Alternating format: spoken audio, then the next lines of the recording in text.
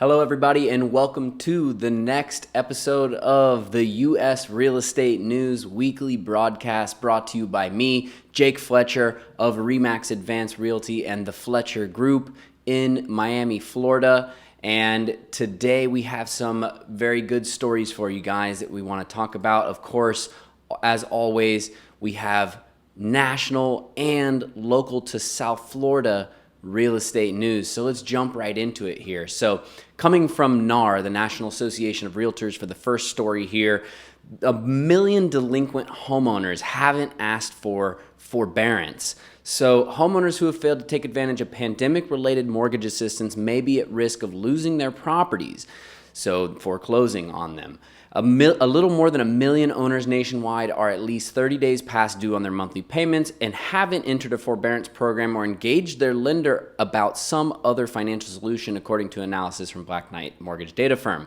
About 680,000 of those homeowners have federally guaranteed mortgages and are eligible for a forbearance program to put their monthly payments on hold for up to a year without facing a penalty. Okay, so it seems like a lot of people don't realize that there are new guidelines around forbearances. There was a lot of information that came out when they first started doing the forbearances that they were going to be balloon payment options, where at the end of the year or at the end of a 1-year period or whatever your lender determined, you would pay every single thing, every single penny that you didn't pay all at once. So that's what a balloon payment is. Not a very attractive option to a lot of people. Many lenders also are offering such help to borrowers who don't have federally guaranteed mortgage, but borrowers must initiate outreach for the help for which they aren't required to prove hardship under federal rules. So people have to take it into their own hands. They have to take the responsibility into their own hands to reach out to their lender. You can't, especially if you're a homeowner, I mean, you just can't wait for things to come around and help you. You need to be proactive about it. Homeowners may not be reaching out to lenders because they're confused. Surveys show more than half of borrowers surveyed by the National Housing Resource Center in July say they were not aware of the forbearance program or didn't know how it works. Of consumers confused about their options, nearly 70% say they fear being required to make a large lump sum payment at the end of the forbearance period, which isn't true, right? So like we just said, balloon payments, they're not actually making people do that. That's what it was at first. There was a lot of news about it. Oh, don't do the forbearance. Even I was saying, don't do a forbearance at that point in time, because being obligated to make a balloon payment is a pretty big responsibility. But they kind of earlier on, I think it was in May or June, something like that they started changing it. So ask your lender what's going on. So some borrowers are falling through the cracks that were not picking up. Lisa Rice, president and CEO of National Fair Housing Alliance, told Wall Street Journal, "It's just really sad series of events." Further, housing groups warn that the number of homeowners with past due mortgage payments could swell even more as people who are currently in forbearance reach the end of the program's terms in October. Those homeowners will need to request an extension from the lender if they need more time. Borrowers who are eligible to be in forbearance will preserve their options to avoid foreclosure versus those who became delinquent and have accumulated penalties and interest in a march toward foreclosure.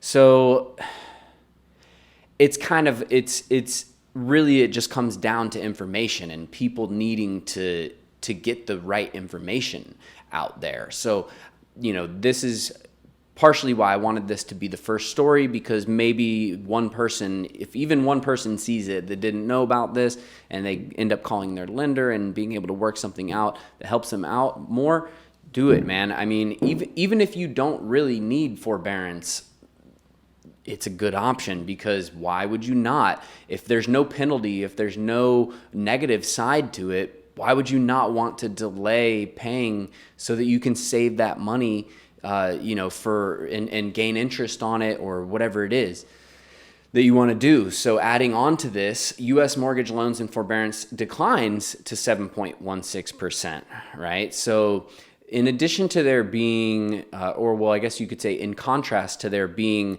about 1 million or so delinquent homeowners that aren't in any kind of forbearance or haven't reached out about it, we also have seen the amount of people in forbearance plans decrease by 4 basis points from 7.2% to 7.16% as of August 30th, 2020.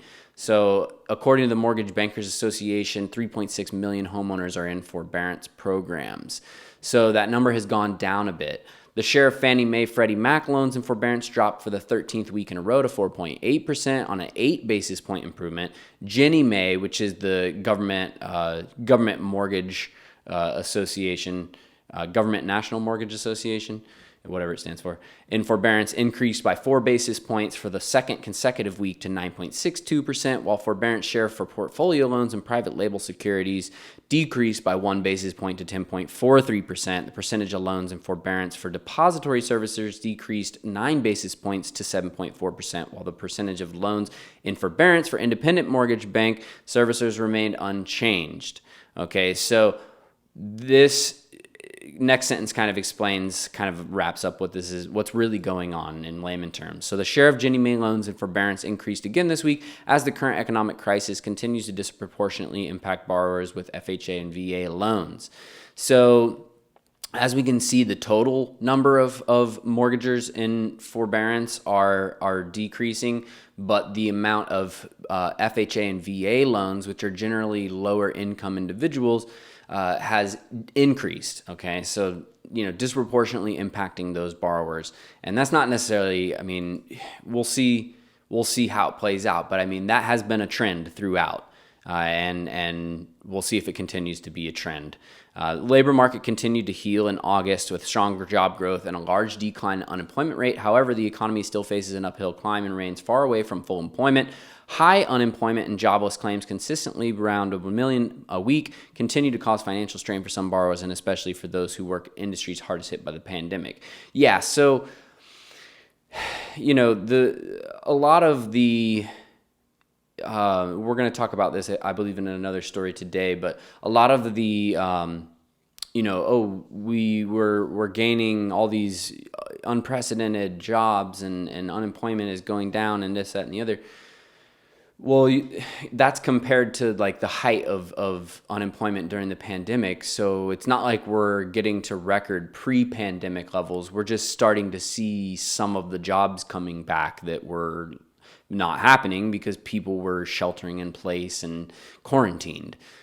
So I think that there's a lot of, not necessarily in this article, but I see a lot of like funny numbers happening where people are saying, oh, this, that, and the other is so great and fantastic. And it's like, well, it's only great and fantastic because for the months leading up, it's been devastating.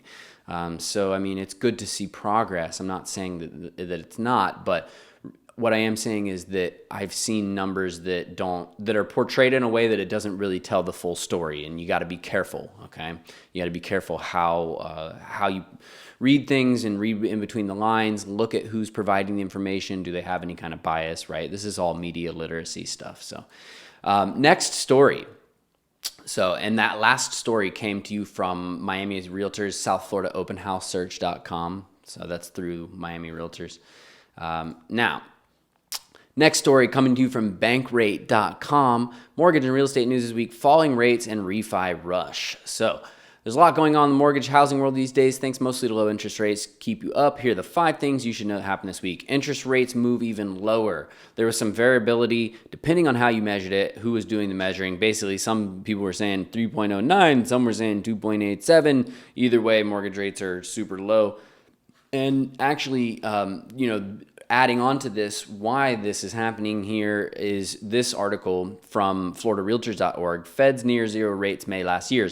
Until the economy reaches full employment and inflation runs moderately above its 2% goal for some time, the Fed is likely to keep its key interest rate near zero. So what are these 0% interest rates? You see these headlines, 0% interest rates, da-da-da-da-da. But then you don't hear about anybody getting a 0% mortgage. What's up with that? Well, that's because it's not a 0% mortgage rate. It's a 0% direct lending rate. So this is bank to bank. This is the rate at which banks can borrow from other banks, right? So you have the Federal Reserve, and then you have, I think that there's like 7 banks nationally that are like the children of the Federal Reserve. I don't know the exact term. I forget what it is, but they're like the main federal banks. And then all the other banks borrow money from those banks and their subsidiaries. So that bank-to-bank lending is what's 0%. And this is done specifically by the Fed to stimulate the economy. So whenever you see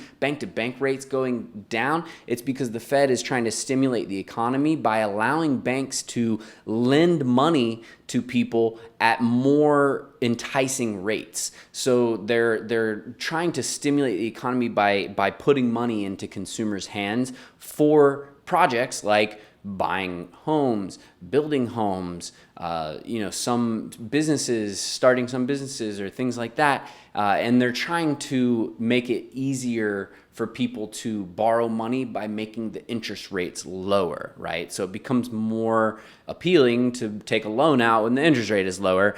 Can't get low interest rates if the bank is paying a higher interest rate on the money that they are borrowing, right? So it's like, it's a food chain out there. So Federal Reserve said on Wednesday it'll likely keep its interest rate near zero until the economy reaches the full employment. Inflation runs moderately above 2% goal for some time. Vow that economists say will keep rates at the rock bottom for the next 4 to 5 years. Central bank made the market-friendly commitment sooner than many top economists anticipated, and it drove the Dow more than 150 points higher before the market gave back the gains on persistent tech stock jitters. Those tech stocks, man. I don't know who's buying those right now, but why?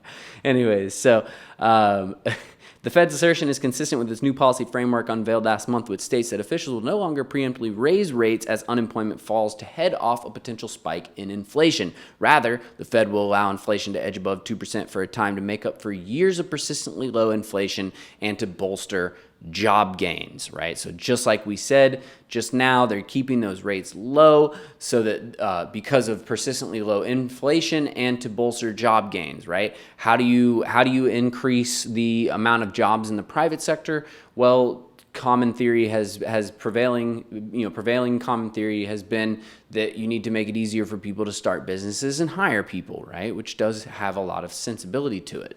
So going back to the first story there from Bankrate, the next thing, why are rates so low? Thank the Fed indirectly. We just talked about that, right? The short-term borrowing, and it doesn't directly translate to mortgages. However, the low interest rates from the Fed mean it's cheap for institutions to borrow money themselves, and those savings are supposed to get passed on to the consumers, and they usually do.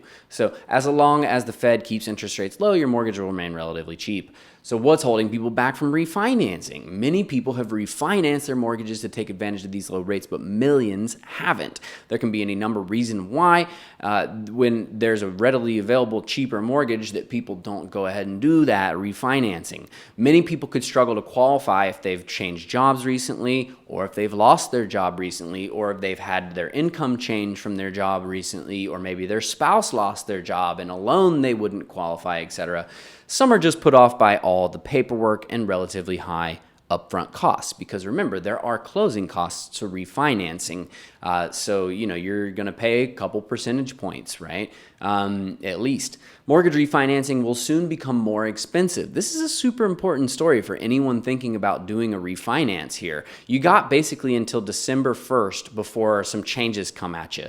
So if you're one of the millions mentioned in number 3, refinancing, who hasn't refinanced but you're thinking about it, now is your chance. The Federal Housing Finance Agency is about to institute a new fee on most refinances. Some lenders are already pricing it in. There are ways to avoid it, but those doors are closing as the official implementation date, December 1st, approaches. So we'll be covering more about what these changes are later. But basically, it's a new fee on most refinances. That's all you really need to know. If you're thinking about refinancing, do it now. Do it sooner than later, especially before December 1st. And don't forget to shop around for the best rate.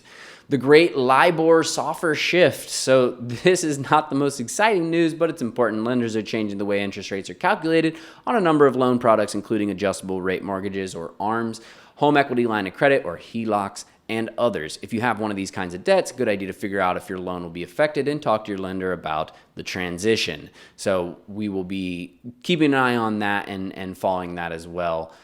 Now, moving on to the next story. This is coming again from Miami Association of Realtors, South Florida OpenHouseSearch.com, but it's a national story. U.S. builder confidence soars to record high in September. According to the latest NAB, which is National Association of Homebuilders, Wells Fargo Housing Market Index, HMI, released this week in a strong signal that housing is leading the economic recovery. Builder confidence in the market for newly built single-family homes increased 5 points to hit an all-time high of 83 in September 2020. The previous highest reading of 78 in the 35-year history of the series was set last month and also matched in December of 1998. So last month was the previous highest, and it actually matched with December 1998. So this is basically a measure of how confident builders are in building new construction. Okay. Now, if I was a builder and I was looking at the severe lack of inventory across the country, I'd probably be feeling pretty confident too. However, we have some other factors in the story. So historic traffic numbers of builders seeing positive market conditions, but many in the industry are worried about rising costs and delays for building materials, especially lumber. So more domestic lumber production or tariff relief is needed to avoid a slowdown in the market in the coming months. Lumber prices are now up more than 170% since mid-April, adding more than $16,000 to the price of a typical new single-family home, said NAB chief economist Robert Dietz. That said, the suburban shift for home building is keeping builders busy, supported on the demand side by low interest rates. And lack of inventory of existing homes.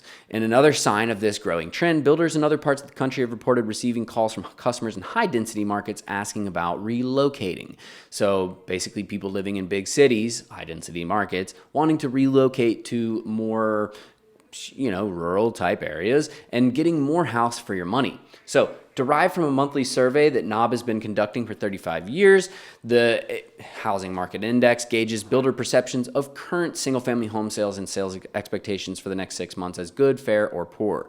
The survey also asks builders to rate traffic of prospective buyers as high to very high, average, or low to very low. Scores for each component are used to calculate a seasonally adjusted index where any number over 50 indicates that more builders view conditions as good than poor.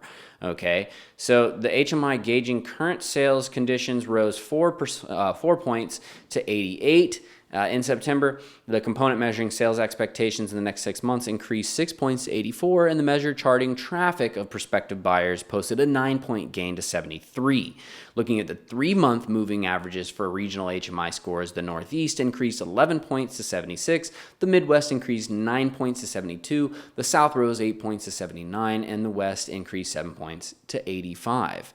So interesting to see that all the areas were increasing, and the Northeast increasing 11 points, which I find that interesting because, I know this doesn't directly translate to new home starts. This is just confidence, but it's the winter. I don't know. I've always heard or thought that there's less construction happening in the winter in the Northeast. So interesting that that's the highest increase for the HMI.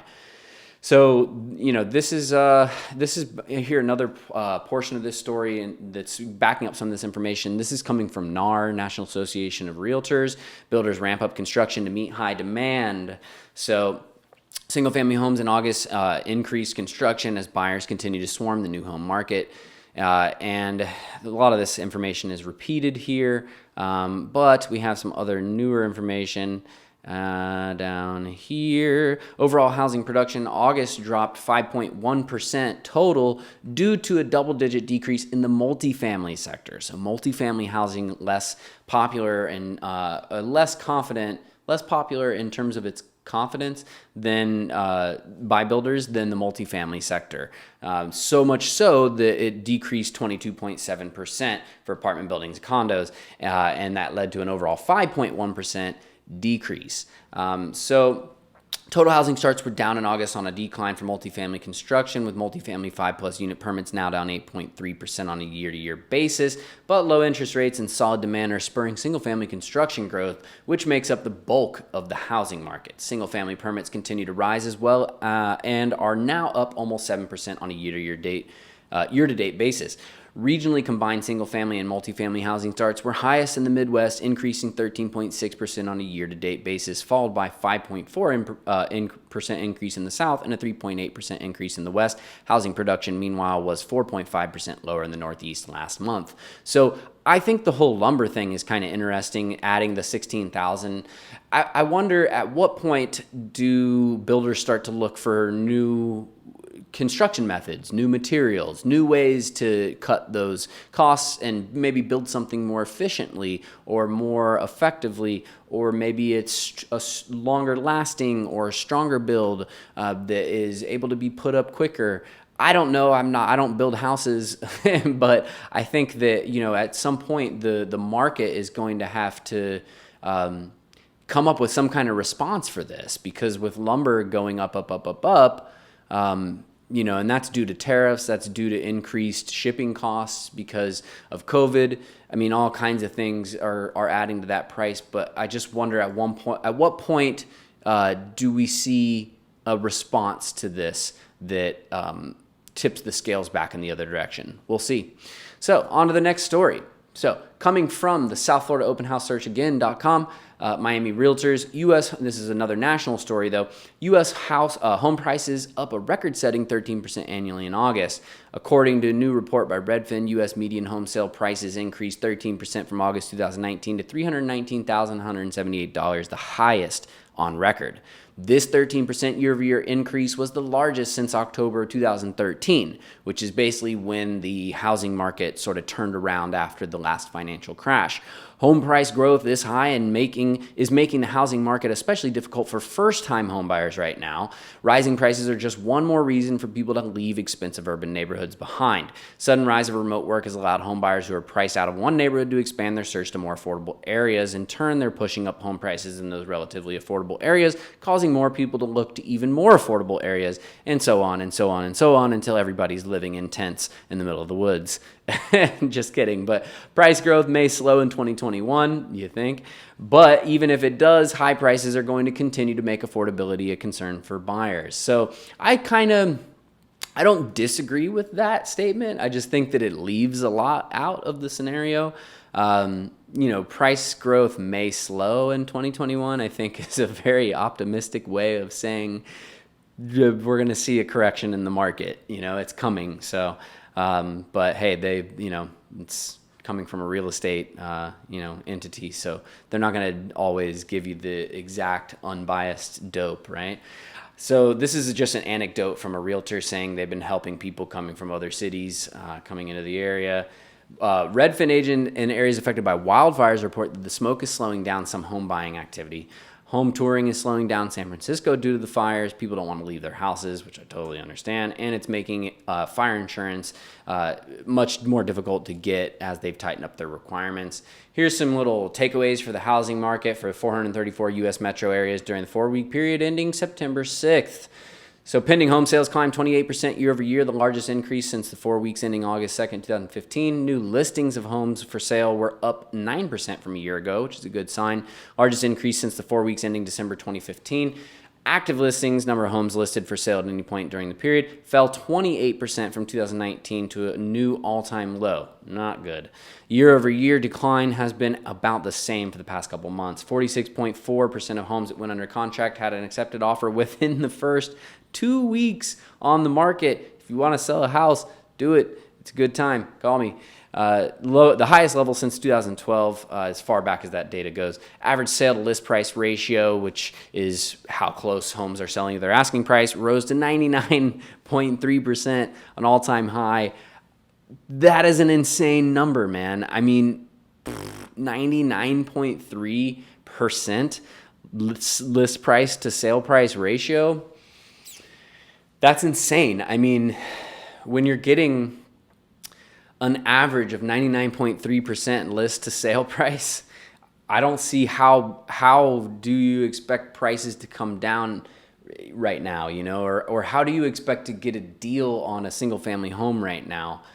you're not. I mean, you're just not, I mean, after the first, we're going to see more inventory, I believe, as I've said in the past recently. And I think that this number will go down a little bit, but it's a full percentage point higher than the year earlier. It's insane. So for the week ending September 6th, seasonally adjusted Redfin home buyer demand index is up 21% pre-pandemic. Yeah, we don't care about that. So moving on here to our next story, coming to you from floridarealtors.org. This is also actually a national story. Majority of young adults are now living with their parents. Pew Research Center, due to COVID-19, 52% of 18 to 29-year-olds, about 26.2 million individuals, now live with their parents, surpassing the previous peak during the Great Depression. Empty nest no more. COVID-19 pandemic prompted millions of young adults move in with their parents in the spring. Majority of 18 to 29-year-olds now live with their parents, surpassing the previous peak during the Great Depression. The Pew Research Center reports, in July, 52% of 18 to 29-year-olds lived with one or both of their parents, up from 47% in February, according to the analysis. That places the number of young adults living with their parents at 26.6 million.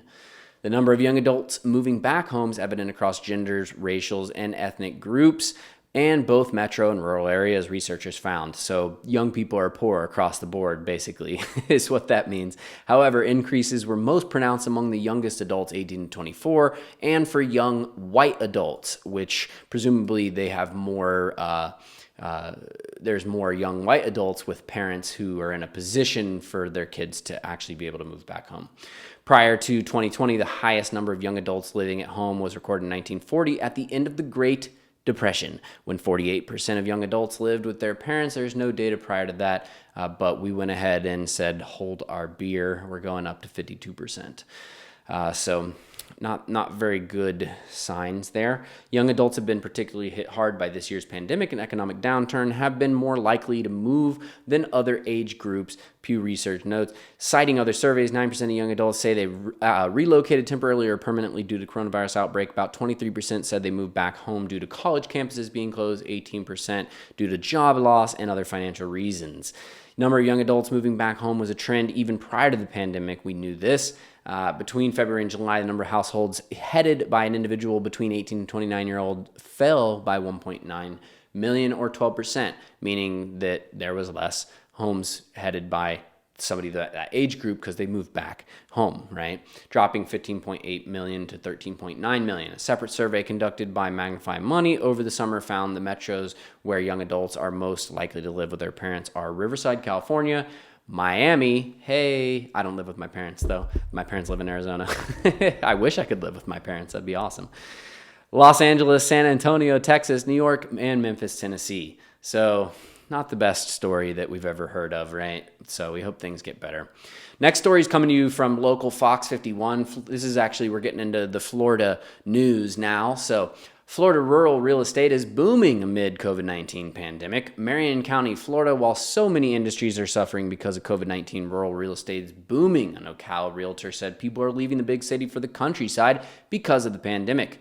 So moving on down here. So you could open our window and ask for a cup of coffee from our neighbor. That's how close you were, said Patty Catani, recently moved to Marion County. So she was living in Orlando, trading in the city life for the rural life. And the couple says the close proximity to people during the pandemic worried them. They also felt cramped in their cookie cutter subdivision. You're confined in your house, but you're confined in the city itself. Couple's not alone. Other people have felt like this. This realtor in Ocala said about 700 buyers are moving from outside of Florida to Marion County every month. She's seen an 11% bump in home sales since the start of the pandemic. Being on lockdown, being in close quarters or renting, not having a lot of space, looking at things a lot differently now. Space is the only incentive in rural living. You also get more bang for your buck. Lopez says $225,000 can get you a brand new 4-bedroom, 2-bathroom home with a 2-car garage on at least a quarter acre.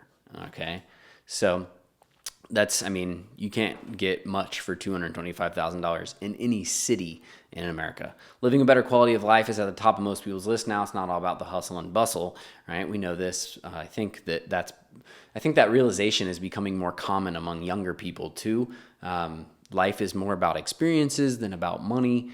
And I think that's a good thing overall. Like they say, there's always blessings that come from the storm. And these are definitely blessings happening in our area right now from what happened with COVID. And let me silence my phone. Moving on down. Oh, that was the end. There was something about, they said it was the busiest 4 months that they've had. Maybe that was a different story, but backing it up. So, Overtown affordable housing complex delays lead to a legal battle. This is coming from therealdeal.com in our Florida section here. Construction was supposed to end in October 2017. A developer and general contractor fight over $28 million affordable housing complex in Miami's Overtown, including whether the project is even complete, is playing out in Miami-Dade Circuit Court. St. John Plaza Apartments LLC, tied to Boston-based multifamily investor Boston Capital Corp., the local nonprofit St. John Community Development Corp., and real estate developer and financier Jim Watson sued the general contractor of the apartment complex at 1327 Northwest 3rd Avenue in July, according to court filings. Attorneys for the parties did not respond for request to comment. They had 2-building project aimed to bring 90 affordable housing units up to 3 bedrooms to the neighborhood. Also promised about 8,500 square feet of commercial space, a daycare center, computer lab, and a playground. Construction was set to finish in October 2017, according to an unrelated request for proposal filed by separate Boston Capital and Watson partnership. Instead, according to developers' lawsuit, Doral-based contractor Burke Construction delayed the project by almost 2 years. The developer accuses Burke of failing to supply enough proper materials and skilled workers for the project and failing to incorporate the daycare into its construction. Don't forget about the kids, y'all. The developer seeks $3 million from Burke to put toward correcting what they described as unfinished project, yet the property is offering efficiency in 1-bedroom units right now for monthly rents of $916 to $958 respectively. It's a pretty good deal if you can qualify, with immediate move-in, according to the property manager. Burke Construction sued the developer in August, alleging wrongful termination of contract, withholding payments, despite the 2 buildings apartment complex receiving temporary certificates of occupancy in June and July. The developer canceled inspections for the daycare in August, according to Burke's lawsuit. General contractor seeks more than $1 million owed on its $17 million contract and attorney's fees. The developer allegedly sent Burke a notice to terminate the contract in July, but Burke's CFO David Martinez was out of town and was not aware of the letter until the next month, according to the suit. That sounds like a BS excuse, man. Come on. You were out of town and you weren't aware of the letter? That's ridiculous. So as if you have this, this, however many $28 million, project, and they sent you a letter, but nobody picked up the phone and let you know, like, come on, that's bull. The developer's missed payments have led to further litigation. The suit states failure to make payment has resulted in numerous lawsuits brought by subcontractors and material suppliers who provided services and materials to the project that St. John Plaza is using but has not paid for, according to Burke's lawsuit. So this is just silly. I mean, come on, y'all. People need housing, and it sucks to see this, especially in an area like that where there's an increasing lack of affordable housing, and then these people are just make it happen. Come on, don't act like children. You're making us look silly. I'm moving to the next story. So, coming to you from Tallahassee.com, this is a crazy story from the Tallahassee Democrat. New Florida law with its start in Tallahassee targets outdated race-restrictive covenants. This is wild, y'all. A new Florida law tears away the red tape associated with the removal of outdated and racist language embedded in certain real estate documents. You might want to sit down for this one. Governor Ron DeSantis signed the law SB 374 last Friday after a year-long effort that began in Tallahassee and gained legislative traction, although some say it's but the first step in addressing convoluted process. The bill, sponsored by Democratic State Senator Darrell Rouson of St. Petersburg, extinguishes discriminatory restrictions from certain real estate documents such as deeds. Last summer, Tallahassee criminal defense attorney Annabelle Diaz exposed a racially charged but unenforceable section of a 7-page covenant for home she'd planned to purchase in Benton Hills. It said, no person of other than the Caucasian race shall own, use, or occupy any property in said subdivision, except that this covenant shall not prevent occupancy by domestic servants of a different race or nationality employed by an owner or tenant. So, wow, that is really, really messed up. And they didn't even use an Oxford comma right here. That's how you know that they were ignorant when they wrote that. The race restrictive covenant stems from a federal government loan program launched during the Great Depression, 1939. Developers, these guys, used the loan program to build houses in a now affluent neighborhood. While Benton Hills Neighborhood Association and the city of Tallahassee supported removing the racist language, the effort required legislation action so that future homebuyers would not be subjected to offensive language. The state already has laws addressing housing discrimination, So what does this mean? It was not like anybody was refusing anyone to own a property in this subdivision because of this old law or whatever covenant.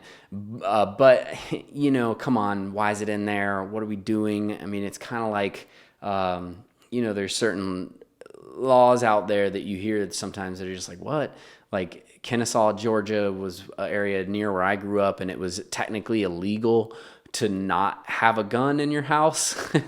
You know, there's all kinds of crazy laws on the books. We got to get into the 21st century sometime sooner than later. So that's it today for U.S. Real Estate News Weekly. My name is Jake Fletcher at the Fletcher Group, Remax Advanced Realty. And by the way, speaking of our new construction home story there, I actually now can help you buy new construction anywhere in the country, anywhere. So message me on YouTube or send me an email to realtymiamifl.com. That's realtymiamifl, like Florida, at gmail.com.